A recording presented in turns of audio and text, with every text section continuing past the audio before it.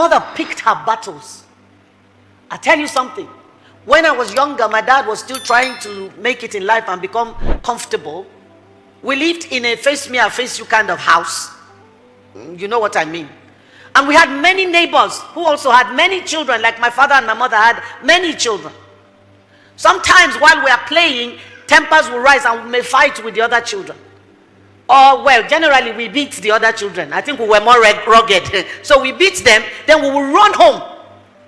We'll run into the house, and my mom usually, she's sitting on her chair by our door. We'll run in, and she'll just still be sitting there. And the mothers of those children will chase us down, enter our house. They won't even talk to my mother sitting there. Enter our house, go in there, and beat us up inside the house. And come out of the house and go, and my mom won't say anything. Not because she was a coward. She will wait for my dad to come home. And she'll say to him, I don't want to disrespect you by fighting. So go and tell that woman who came here to, or tell her husband that his wife came into my house to beat my children. It should not happen again. That's the kind of person my mother was. But she was also married to a man who didn't care. At least not, at the beginning he cared, because he had nothing. And she was the one standing with him. She was the one going to farm with him to pay his school fees. She was the one that stayed when he was going to school, and the white people that came to my village carried him and sent him to school, sent him to England, that. She was the one there. And one day, many years down the line, he decided he needed another wife. So he takes off. He decided he needed another wife. Not that day. He had been cheating and cheating and cheating. Papa, share you are in heaven hearing me, no vex, but I have to tell them. He was cheating and cheating all over the place. Then one day, he decided to marry one of the women and bring them home. And things shifted in our house. Before he married her, he brought her to the house. And my mom, for the first time, I saw a lioness. She stood up. This woman will not enter my house. You cannot bring this woman. My mother was very small. I'm taller than her. My dad was very tall. One day I asked her when I was young, I said, Mommy, why did you marry such a tall man? Look how short you are. She said, wait until you marry. And I married a very tall man too. And then when I was married, she said to me, why are you marrying a very tall man? All right, so she stood in front of him. And the woman he brought in was almost as tall as my dad. She was big and beautiful. And my dad, for the first time in my life and in my mother's life, lifted up his hand and slapped my mother. She was pregnant with my youngest brother. He hit her and her nose began to bleed. I was 10 years old. I will never forget that. I remember what my mother was wearing. I remember where she was standing in our house. I remember the look on my father's face when he realized he had slapped this woman. But his pride won't let him back down. And he told my mother, for daring to defy me. Then, that child my mother was giving birth to was number 10. My mom had 11 children. Some didn't survive. The first 2 I didn't meet. So, he told her to go get her bags and leave. Pack your things and get out of my house. And my mom turned with the blood on her nose and went to pack her things. She took the little girl she had brought from the village that was living with us. She said, let me take her back to her parents. And she took my little, forgive me, she wasn't pregnant with my little brother. She was pregnant with the last child, Abigail. So she took Timothy, who was about 2 years old then, and she was pregnant with Abigail, and she had the little girl. She packed her bags and she went outside. She was trying to get a vehicle. Now when he hit her and told her to pack her things and leave, he left with the woman. The rest of us, life ended. We stood there, and the trauma and the terror and the fear, we didn't know what was happening. Our parents had never fought before, never been violent, and suddenly this thing was jammed into down our throats in a moment. Now my mother has been asked to go. She's packing her bags. What's happening to the rest of us? And my mom went downstairs and was looking for a vehicle. We were standing on the balcony upstairs crying, looking at my mom. And my dad came back. When he came back and saw her with her things in front of the house, he drove past. We didn't know where he went. My mother got a taxi, got to the motor park. My dad was a vehicle inspection officer, VIO. It's not the type you have today. Then VIOs were like gods. And he went to the park and told every driver in that park, there's a woman coming pregnant with a little boy and a little girl. Any driver that takes her will lose his license. So he told her to go, and he took from her the power to go. My mother stood in that park and nobody would take her. She left and went to outside so she could find the ones that were just driving past. Anyone she was able to stop, somebody will run from the park. If you carry this woman, your license is gone. And they would drive past. My mother got frustrated and sat on her box. Then my dad drove back to the park and told her, enter the car. He carried the box, put it in the car, carried and brought her back home. There was no apology. There was no remorse. There was no shame. There was more victimization. Because now he was behaving like he did her a favor by bringing her back. There's a place for staying when marriage becomes a death trap. There's a place for staying. Those places are few, and they are usually from a direct command from God. The example I have is Prophet Hosea. God said to him, go and marry a prostitute. When I saw Pastor Tolu's interview and I saw comments, I was just laughing. How convenient it is to sit with your tiny little phone and be typing nonsense that you haven't walked through. I wonder what social media would have said about Hosea then. No? Hey, he cannot be a prophet of God. This one, he cannot be God speaking. Marry prostitute. Gonorrhea, HIV. He's a false prophet.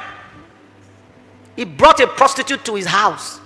She left him and went back to the men. God said, go and bring her back. He went and brought her back. She left again. God said, go and pay money and buy her back. Prophet of God marrying a prostitute that is not repentant.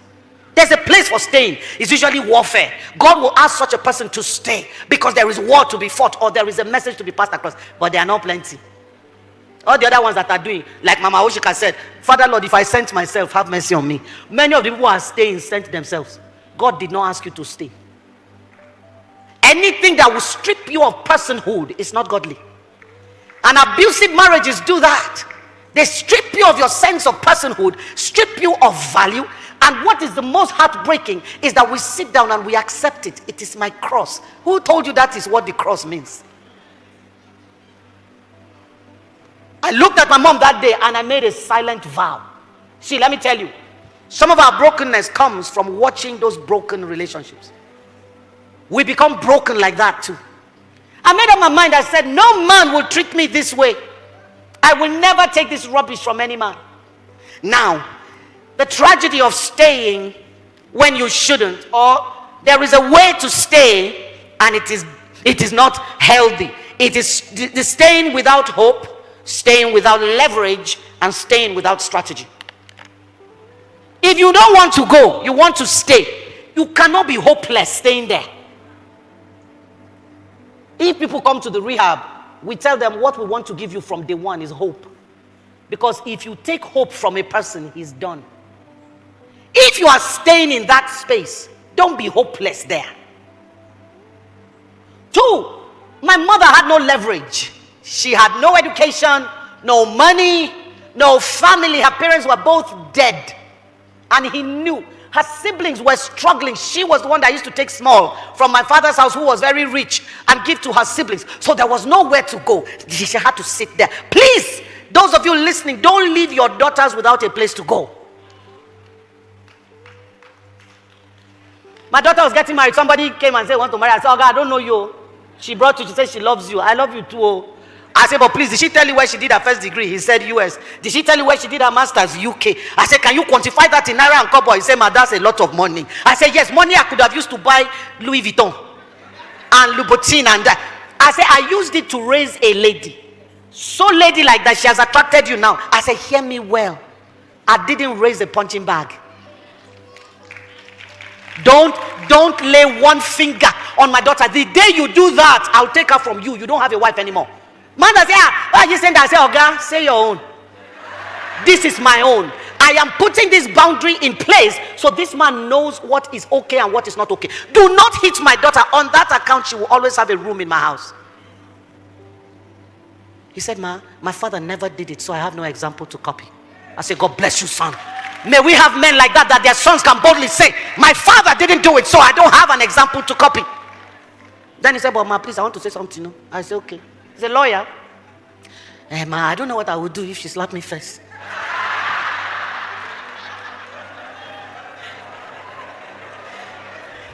So I said to him, I didn't raise her like that. I said, just as it is not okay for you to hit her, it's doubly not okay for her to hit you. So don't stay there without leverage. What are you leveraging on? When a person breaks the covenant down to rubbish, you are not bound to uphold that because it's no longer a covenant. At this point, your leverage should be contract. It was a covenant from the beginning until they broke it. It becomes a contract. And I'm not afraid to say that. The church needs to start speaking and stop making the victim responsible for fixing what they didn't break. Stop making the victim responsible for repairing what they didn't break. How can a woman run to you for shelter? She's been beaten. Oh, the house that I began. You don't know what made me start that safe house. God told me 8 years before, start a safe house. I said, Father Lord, the rehab center has not stabilized first. Let me be stabilizing that one. One day I woke up and there was a woman in my house. She was standing and swaying. And it was somebody that brought her. She was saying, Mommy, please help. I said, what? She said this morning the husband was beating her. He held her neck and was banging the back of her head against the wall. As she was speaking, the woman fell down and slumped. In my house. I thought she had died. I started shouting, Jesus, help me. I put her on the bed. I know the husband, and I couldn't wrap my head around it. See, some women are married to narcissistic men who are perfect gentlemen outside, but they are monsters inside the house, and you don't know. So when they are talking, you be saying, that nice man. No, now. Please don't do that. I ran to the office to help my head understand what I just saw. I met a woman waiting for me. She said, I'm not going back home. She followed me back home. The next morning we woke up, there was one knocking on my door at 6 a.m. frantically, 25 years married, running for her life with a small bag on her shoulder. What is it? Ma, please, I can't go back home. You will kill me. By the end of that day, another one came. The husband had used knife to beat her. What is that? That's not a covenant anymore. When God was giving the covenant, he was assuming that people will be children of God. Most of them are children of the devil now, carrying the name of God as a cover. In the last few weeks, Auntie Billy, if you know how many women have sent me messages about their husbands and what they are doing to them, and they are all pastors. Abuse from the pulpit to the pew. Please don't stay without strategy, don't stay without leverage, and don't stay without hope. If you must stay. I don't have time. Like Auntie Billy said, the clock, somebody moved it. I can't believe the time is already gone. But why did you people give us short time like this? Abigail was married to a man called Nabal.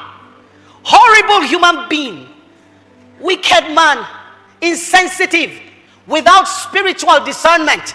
She was sitting with darkness. But I love Abigail. When she heard that David was trying to do something, she said, my opportunity to meet a king. Let me tell you something. Don't shut your mind down to loving again if you have to leave. I'm jumping my gun. She was sitting there, but she had hope. One day, God will deliver me from this madness. And when she saw the opportunity, because she was spiritually sensitive and prepared, she took it up. It's not David that chased Abigail. Abigail chased David. Abigail arranged herself like Queen Esther to be seen. She finished pampering his ego very well. Then she said, please, when the Lord puts you on the throne, remember this beautiful woman you saw. This. Don't be like Pastor Jane that was walking around thinking only of 32 and a big forehead. Know that you are beautiful. And say, remember this woman. Even if I'm not beautiful on the face, remember my prophecy saved you from losing your throne. Be good for something. That's your leverage. Be good with something.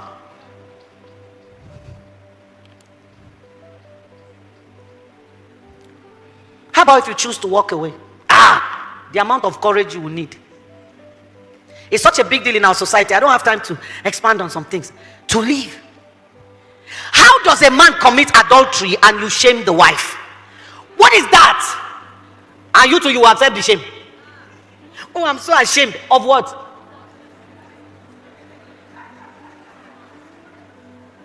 When adultery rocked my marriage, shame broke me. I was afraid to come out of my house because I was ashamed. Everywhere I was going, I would hear people whispering. I wasn't hearing audible whispers. I was picking them up in the spirit. The whispers of the people bent me, put my head down. I was afraid to go minister anywhere. When I would be invited, I said, sorry, I'm already committed. I was lying. I was not committed, but I couldn't go. And one day God said to me, if you hide, you won't heal.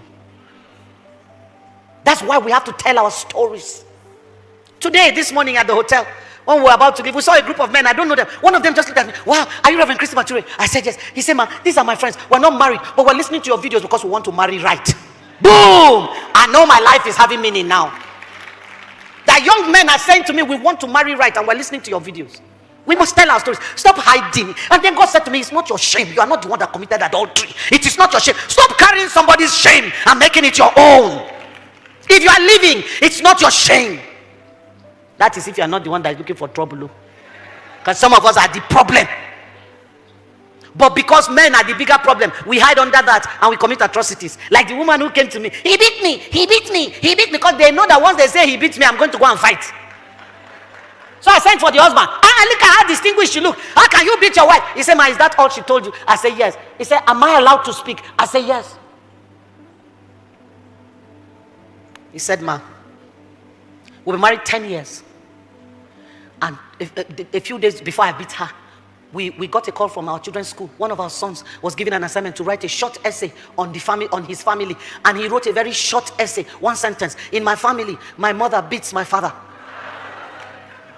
She has been beating the man for 10 years. Not because he's weak. Listen to this. The man made a vow before he married. I will never lift my hand on my wife. And he made the mistake of telling his wife that this is his vow. So she was taking advantage of that vow to slap him, bite him, kick him, throw things at him, push him. And the children were watching. So the man said to the wife, all the good things happening in our family, our children can't see it. Because of this one thing. This is not the good image or a good image of family. He said, don't hit me again. If anything happens between the two of us, speak like I do to you. Do not hit me again. The day you hit me again, I will beat you. I don't know that she thought he was joking, or old habits die hard. The next time something happened, she slapped him. He gently steered her to the bedroom because he didn't want his children to see. Then he beat her in places that she cannot show anybody unless she will naked herself. I said to him, sir, you are a very smart man. I like you. I told him to go out, and he went out. And I said to her, is it true? You've been hitting him for 10 years and you can't take it once? You can't take a dose of your own medicine that you have doled out continuously for 10 years? How dare you come to me and accuse him of what you are more guilty of? I called the man back. I said, Oga, even when she's not guilty, please let me beat her. They knew I was joking. They were laughing. But sometimes we are the problem, and we have to be brutally self-honest and say to ourselves, I am the problem. But that's not who I'm talking to today. I'm talking about the good women, the honest women, the faithful women, the laboring women, the loving women who stay with monsters like Beauty and the Beast. Those are the ones I'm talking to. If you have to leave, leave. Because now only person where they are alive, now they marry. Oh, I got a message from a lady. What she describes for me is death. And she's asking me, please pray, ma. I say, pray for what? What am I praying for? That you should remain there and these things will continue. This is not a man that is willing to do anything about the problem, and you want to still stay. What is this thing about marriage?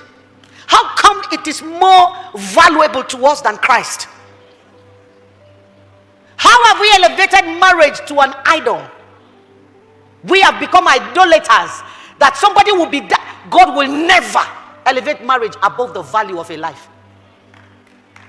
Never. A life that Jesus paid for, you want to let it go for something temporary? There's no marriage in heaven. Everything about marriage ends here. Why will I then give up eternity for something temporary?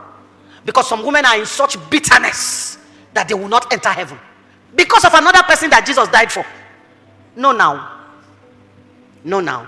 The church will keep shouting, God hates divorce. He does not hate divorcees. You did not hear me. God hates divorce. He doesn't hate divorcees. I did not see anywhere in the Bible where the Bible says divorce is a sin. God hates it because of the ravages of it.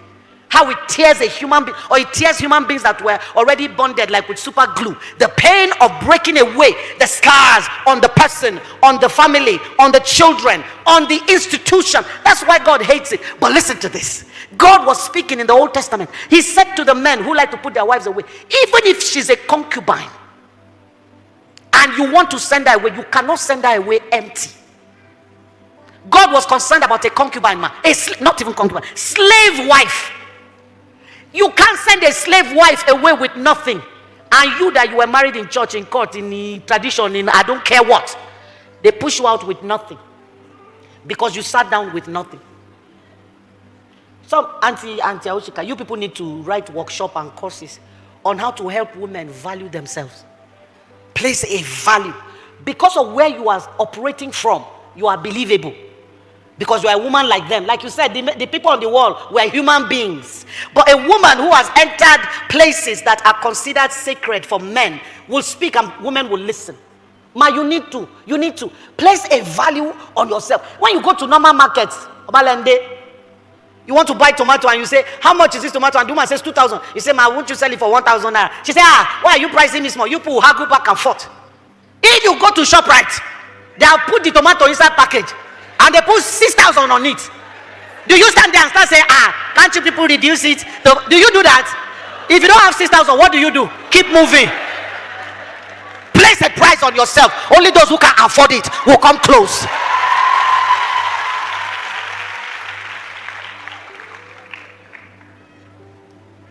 I don't have time. No, you don't have time. Oh, you are not the owner of the time. The Pastor Tolu. Oh, listen to what God says in the book of Malachi, chapter 2 and verse 14. You know, whenever they read Malachi, they only go to where God says he will open the windows of heaven.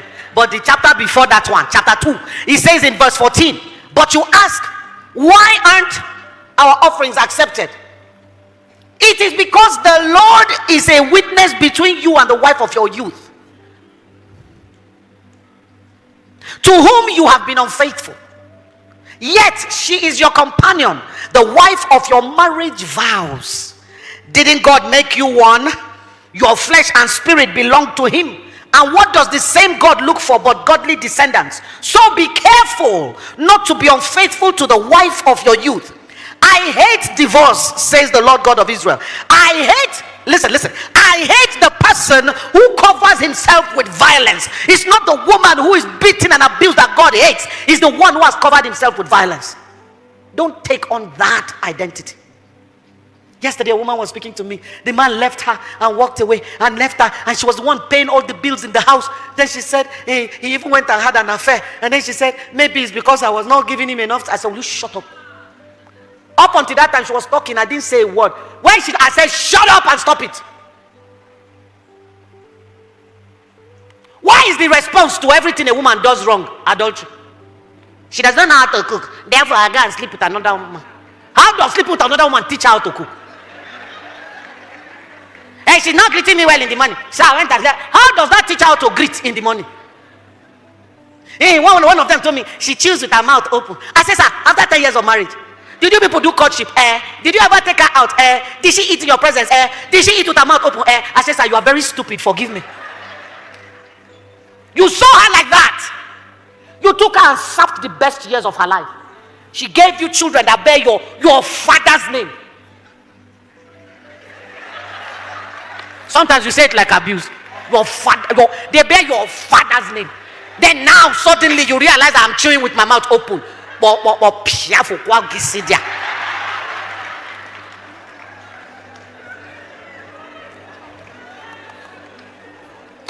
When you leave, don't leave carelessly. Don't leave without plan. When women have to leave, I say to them, where's your safety plan? Show me your safety plan. Don't just jump and go and then you come back in shame. Plan yourself. One of the times when my husband annoyed me, I left. I went to his bank manager. I collected. I said, please, here's the IOU note. Go and collect it from him. I collected his money from his bank manager to run away. Why will I run without a penny? The children were with me. But I've learned a lesson. When you run, don't run with the children. I'm not joking. Because you are leaving him with peace and ease. It was my sister that taught me that. When I ran with the children, she said, where are the children? I said, they are with me. She said, for what? I want to see you in my house. So I went to her house. While I was inside one room, she packed my children to the airport, put them on a flight and called him, go and carry your children from the airport. I wanted to die. My youngest was 1. I said, my children. She said, if you don't shut up, I will slap you silly. You have left him at peace. You are the one with the pain of the things he's doing and the pain of laboring over children. She sent them back. Let me tell you what God did for me. As he picked them from the airport, one of them fell sick. So from the airport, they went to the hospital. From the hospital, they told him, Oga, you have to do this, you have to do that, you have to do that. He ran with the children, other children home, ran back to the hospital. The next morning, he came in the morning, ran to the office. Before he sat there, they said, sir, you have to come back because there's a document you have to sign. He picked up the phone and called me, please come back, I'm sorry. Everything that happened is my fault. I said, no. I don't do anything in that house. I have no value. Take care of them. Christy, come back or I will call my mother. I said, is she not their grandmother? What are you so afraid of? I don't want to leave so that another woman will not come and cream off my labor. That's because you think your reward is with man.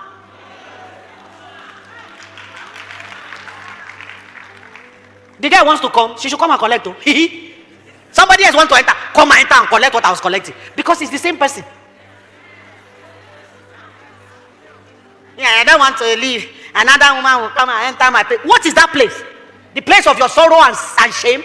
The place of your suffering and degradation? The place of your valuelessness? Don't sit down there until you are discarded like a used rag. Because that's what happens. They discard you. May God give me opportunity to speak to men. Oh no, they are beginning to call me to speak in men's conferences. But I cannot talk with this confidence. But I will still say what I have to say. Let them not chase me from there.